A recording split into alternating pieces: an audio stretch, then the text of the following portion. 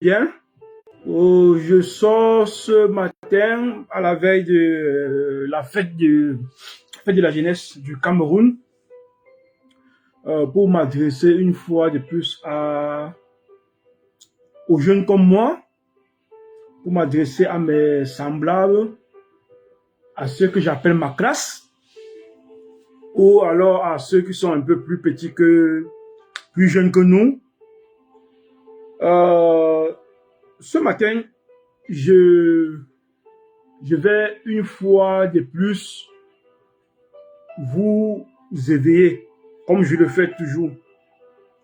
Je vais une fois de plus créer une tension qui peut vous faire bouger, qui peut vous faire passer à l'action. Je m'adresse à cette jeunesse africaine dans sa généralité et en particulier au Cameroun.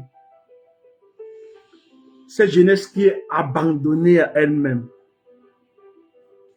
Cette jeunesse qui n'a plus de repères. Cette jeunesse qui n'a même plus de modèle. Cette jeunesse qui n'a plus d'espoir. Je vous dirais de ne pas baisser les bras. De ne pas baisser les bras. N'abandonnez pas tant que vous êtes vivant. Je vous dirais aussi ceci. Cessez de croire. Cessez d'écouter. Cessez de perdre votre énergie, votre temps pour écouter les discours des hommes politiques.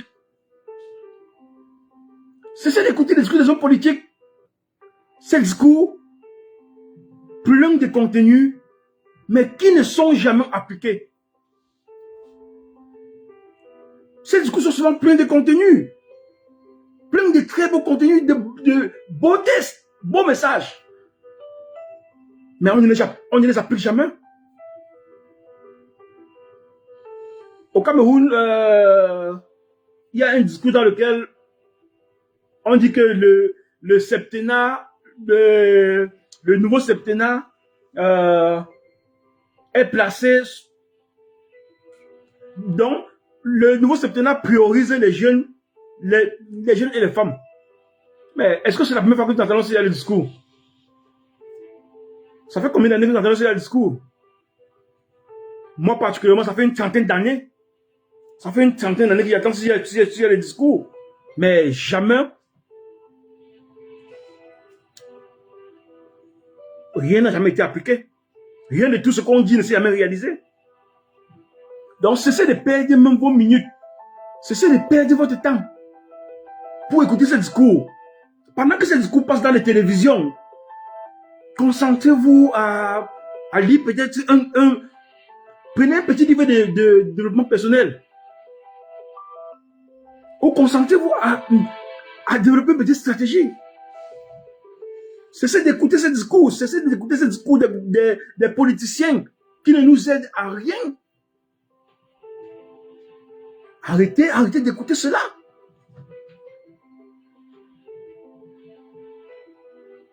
Ça devient quand même de trop discours, mais jamais rien ne s'applique. Je crois qu'il est temps de développer votre mindset, réorienter votre manière de penser.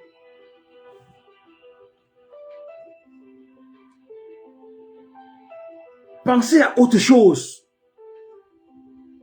Cessez de croire que vos gouvernements doivent venir vous sortir de cette pauvreté. Cessez de croire que vos gouvernements doivent créer des emplois pour vous comme ils le disent tous les jours. Ces différents gouvernants ne pensent qu'à eux et leurs familles. Regardez un peu comme les familles nous n'avons ici en Occident. Regardez comment vivent leurs neveux, leurs frères, leurs cousins. Allez voir comment tous les marchés publics marchés publics sont gagnés par leurs frères, leurs amis, leurs connaissances. Ils ne pensent pas à nous. Non. Ils ne pensent pas à nous. Tout pour eux et rien pour les autres. Sortez de cette idée qu'un gouvernement va vous aider. Non. Non. Quand je fais un peu la comparaison entre ce qui se vit en Occident et en Afrique, c'est le jour et la nuit. Ici, quand un gouvernant, quand un ministre dit « je vais faire », il le fait. Ici, quand un ministère dit « je vais aider la jeunesse », je vais accompagner la jeunesse dans les projets de création, de croissance et de développement de l'entreprise, ils le font. Mais tel n'est pas le cas chez nous en Afrique. Tel n'est pas le cas chez nous, particulièrement au Cameroun. Je vous le dis en tant qu'entrepreneur. Bon, mon niveau d'entrepreneuriat est encore très bas. Je n'ai jamais reçu une seule subvention. Je dis une seule subvention de l'État. Alors que j'embauche des jeunes Camerounais. Je n'ai jamais reçu un seul marché public. Un seul marché public de l'État. Mais moi, je sais pourquoi. Je ne suis pas l'enfant d'eux. Je ne suis pas l'ami d'eux. Je ne suis pas le cousin d'eux. Je n'accepte pas d'abord du n'importe quoi. Donc, mes chers frères, mes chers jeunes, quand je dis jeunes, vous êtes jeunes comme moi. Repensons. Réinventons-nous. Cessons de croire au discours politicien. Cessons de croire au discours politicien. Ces politiciens ne pensent qu'à eux et leurs familles, comme je vous ai tantôt dit. Ils ne pensent qu'à eux et leurs familles.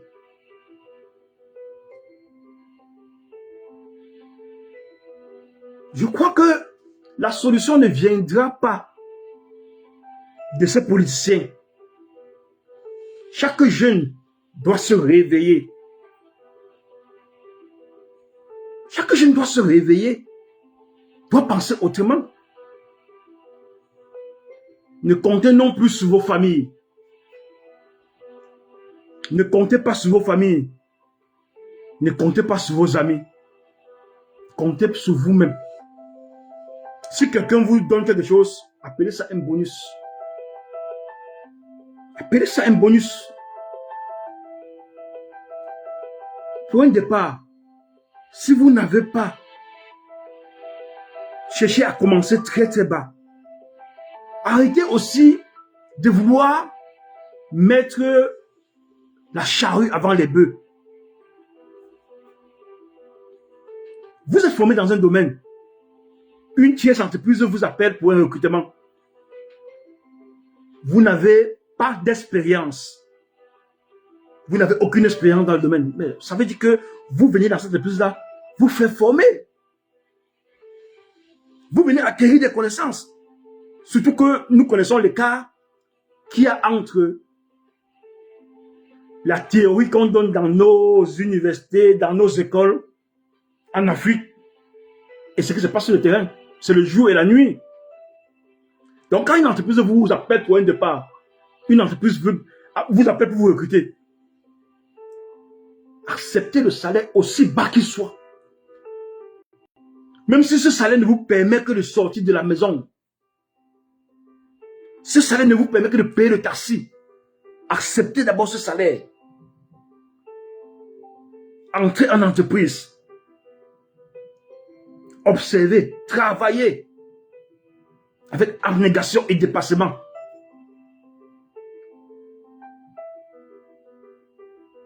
Formez-vous dans des domaines. Vous verrez, les portes vont s'ouvrir.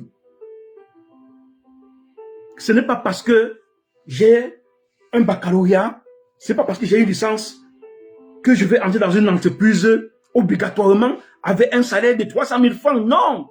Je vous dis non! Réveillez-vous. Réveillez-vous.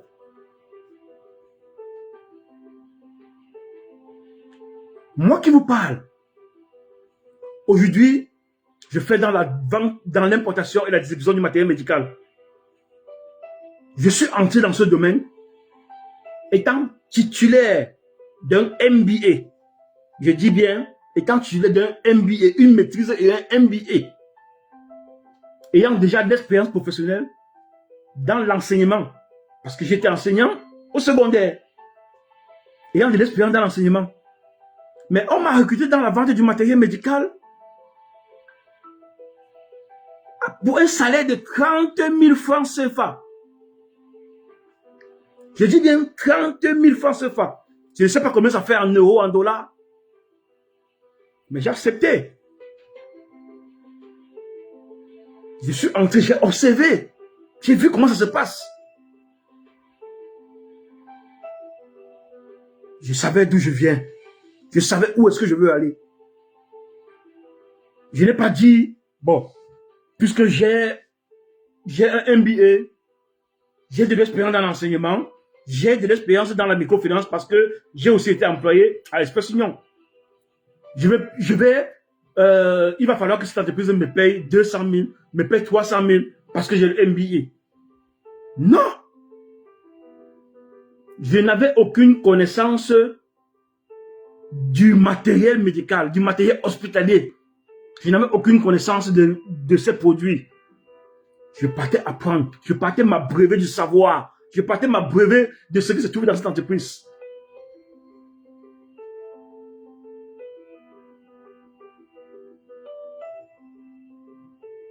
Apprenez à faire bouger vos cerveaux. Ils sont nombreux aujourd'hui, des personnes qui ont le même âge que moi. Soit ils sont plus jeunes que moi. Qui se retrouvent aujourd'hui sans emploi. Des personnes titulaires des baccalauréats, des licences, des maîtrises. Qui se retrouvent sans emploi. Parce que elles ont pensé tout le temps. Elles ont passé le temps à rêver que je veux le salaire de 300 000. Je veux le salaire de 200 000. Mais tu veux le salaire de 200 000 dans quel environnement? Dans quel environnement? Vous n'êtes pas en Occident. Vous n'êtes pas au Canada où le gouvernement a fixé les salaires. Où le gouvernement a dit ceci, où les différents gouvernements ont dit dans ce pays, il y a un salaire minimum. Vous n'êtes pas dans ce pays-là. Analysez au moins l'environnement dans lequel vous êtes.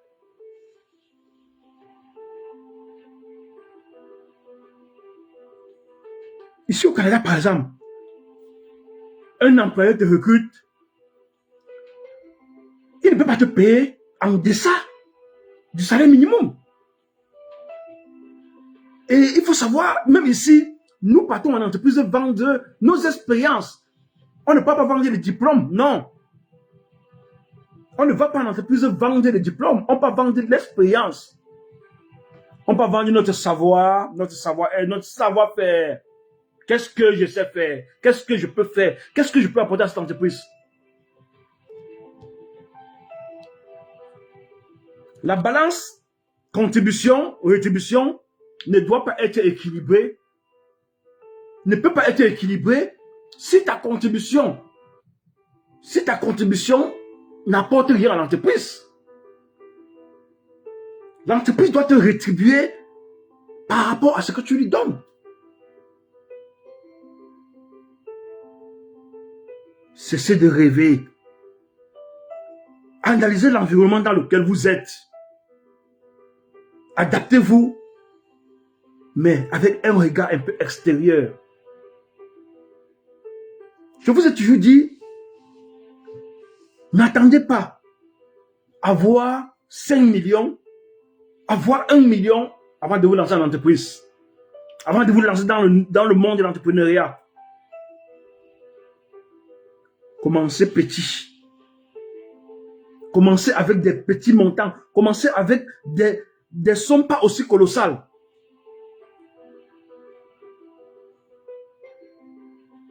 Commencez d'abord. Osez. Si tu n'oses pas, tu ne sauras jamais comment ça se passe dans telle ou telle activité. Tu passeras ton temps à être haineux vis-à-vis de la personne qui a osé, à être jaloux,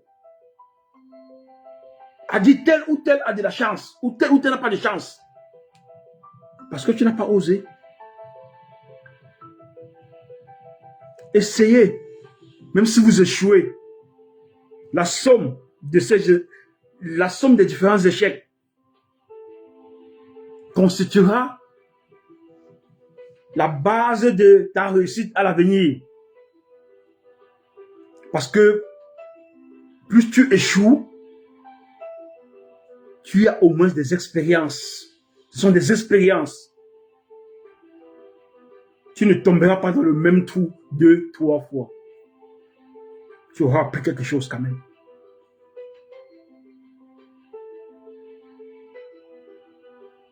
Sortez de votre sommeil, les jeunes frères.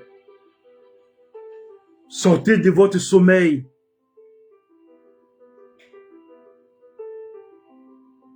Au jour le jour, quand je regarde mon cher pays, le Cameroun, j'ai mal. J'ai mal. J'ai mal pour cette jeunesse qui est abandonnée à elle-même,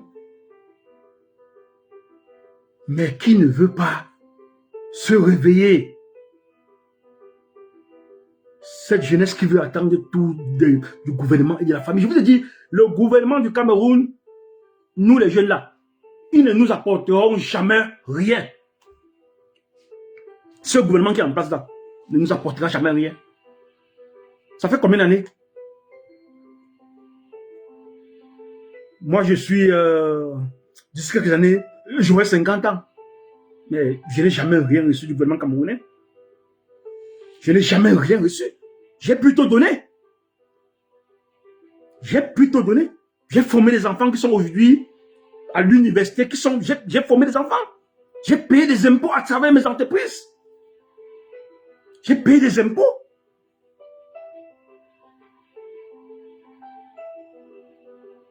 J'ai embauché des jeunes. J'ai embauché des jeunes. Donc moi j'ai donné au Cameroun. Mais le Cameroun ne m'a jamais rien donné.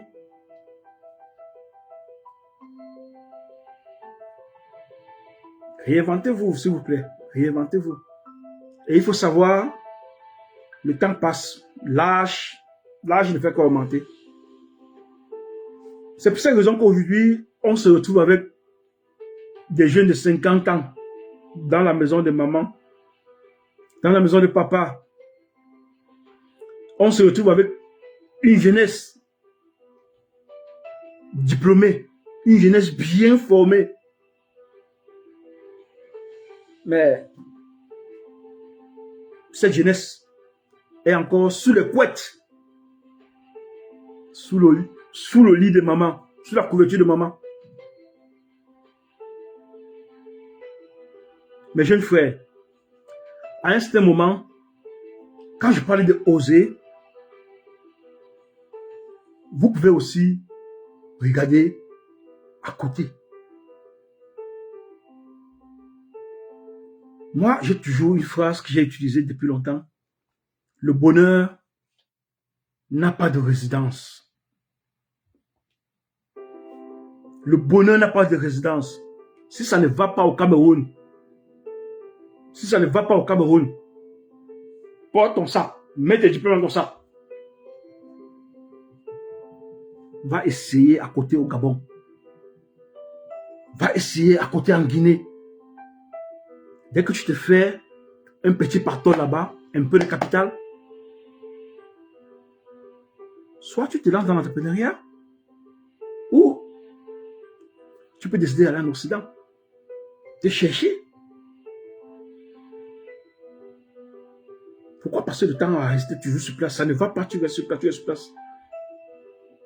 Moi, personnellement, je me définis aujourd'hui comme un citoyen du monde. Je me définis aujourd'hui comme un citoyen du monde.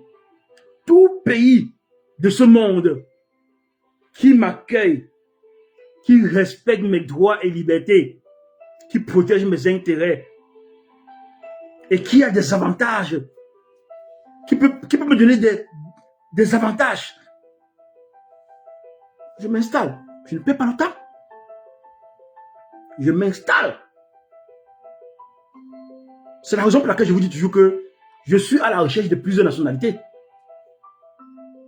Je recherche plusieurs nationalités parce que si ça ne va pas ici, moi je vais ici. Oui. Je veux avoir plusieurs passeports.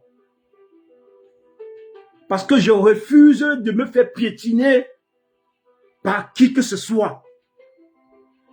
Je refuse de me faire piétiner, écraser par qui que ce soit. Je refuse de me faire piétiner par un gouvernement, non. Même ici au Canada où je suis, ça ne va pas, moi je pars. Je ne suis pas né au Canada. Et même si j'étais né au Canada, ça ne va pas, je quitte. Surtout que je suis venu ici là, avec un objectif assez précis. Ceux qui me connaissent savent, je suis sorti de plier mes bagages pour rentrer définitivement. Mais je ne rentre pas pour aller m'installer au Cameroun. Le Cameroun n'est pas ma cible. C'est mon pays. J'adore ce pays. Mais ce n'est pas ma cible. Le Cameroun, à ce jour, ne répond plus à mes attentes. Le Cameroun ne répond plus à mes aspirations.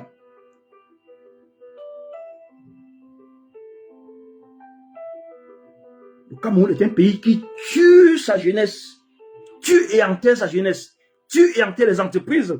Je le dis tous les jours. Est-ce qu'on peut compter le nombre de PME, TPE qui ne réussissent pas à vivre seulement 2 ans au Cameroun? On ne peut pas compter. Les jeunes Camerounais sont quand même entreprenants. Mais le système, les fonctionnaires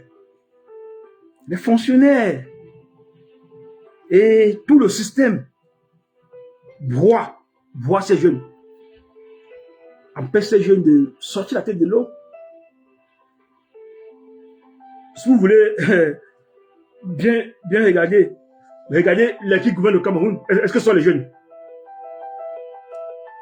Il y a combien de jeunes ministres au Cameroun?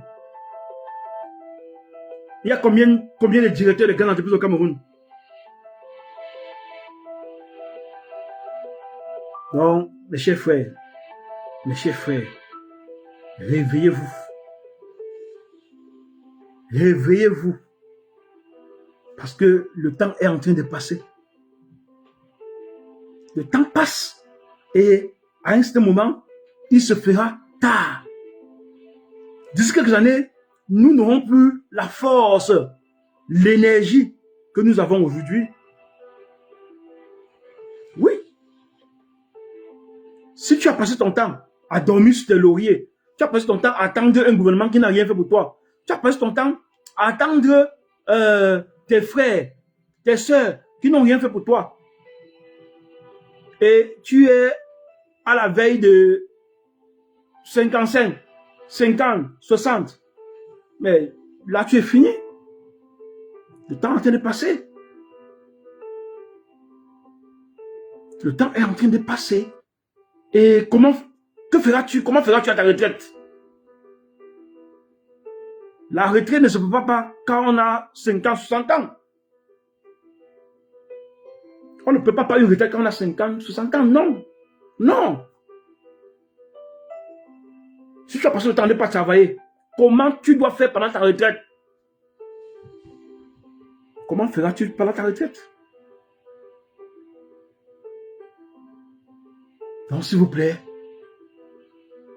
arrêtons de perdre notre énergie pour écouter les discours, pour écouter ces différents politiciens. Orientons cette énergie-là ailleurs. Et on ne sera pas déçus. Orientons l'énergie que nous mettons pour écouter les discours des politiciens. Orientons l'énergie là ailleurs. Surtout osons. Osons. Moi, j'ai un jeune frère là que j'apprécie beaucoup, qui dit toujours que c'est difficile, mais c'est possible. Oui, c'est bien difficile, mais c'est aussi possible. Si tu n'oses pas, c'est dangereux pour toi. Il faut savoir que oser, c'est prendre le risque de réussir. Risque, la notion de risque. Le mot risque doit être au bout de tes lèvres en permanence.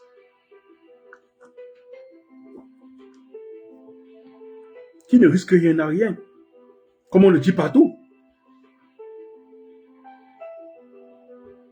Donc, faisons très très attention. Le temps est en train de passer. Le temps est en train de passer. Et si on ne travaille pas dur, à l'aube de la retraite, on doit se retrouver en train de courir derrière les gens, en train de pleurnicher ici et là, parce que rien n'a été préparé à la base. Rien n'a été préparé à la base. Parce qu'on a passé le temps à attendre des gens. On a passé le temps à attendre. Attendre du gouvernement, attendre des amis, attendre de la famille. Et le plus souvent, on est même diplômé.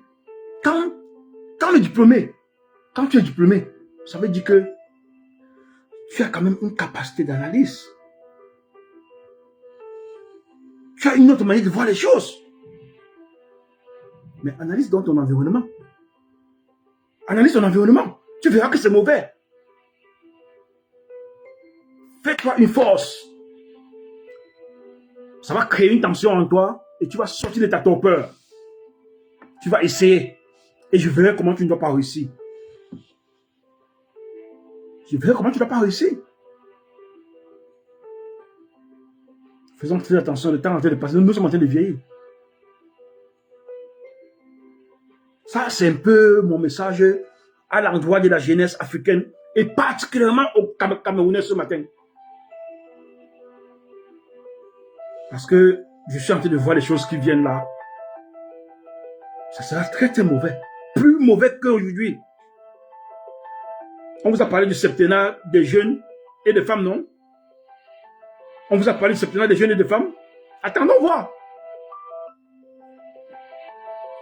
Par le passé, on n'a jamais rien fait. C'est pas pendant ce septennat qu'on va venir créer ce qui n'a jamais été, ce qui n'a jamais existé. Chers frères et sœurs, réveillons-nous. Merci et bonne journée.